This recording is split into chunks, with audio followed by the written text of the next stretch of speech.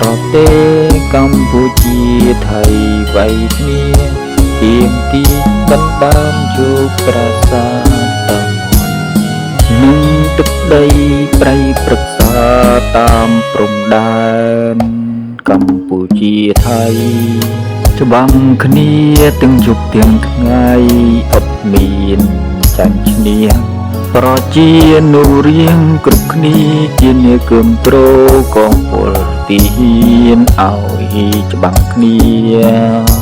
ដោយផ្ដល់នៅស្បៀងអាហារឲ្យបរិភោគព្រោះតែស្នេហាទឹកដីប្រទេសជាតិរៀងខ្លួ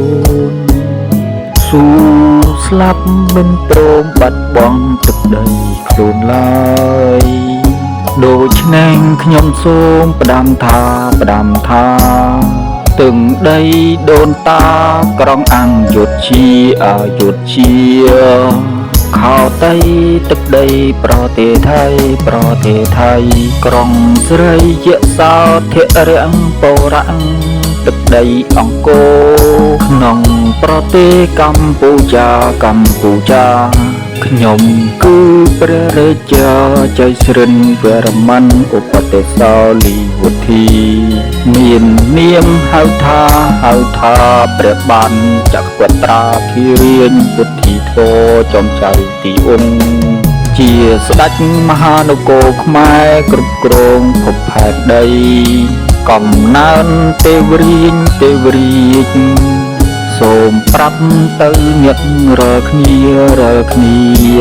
ឈុំទៅឈច្បាំងគ្នា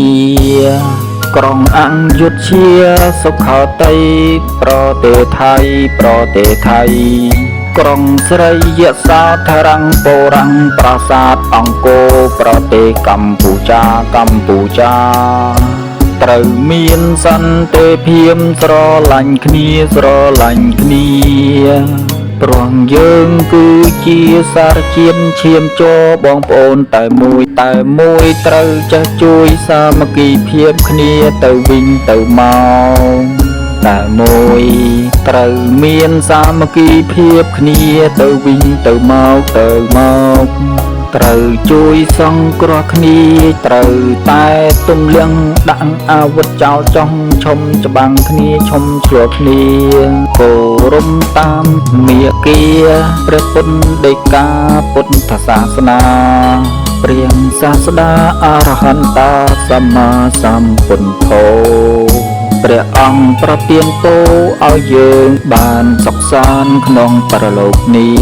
ដល់និព្វានអើយ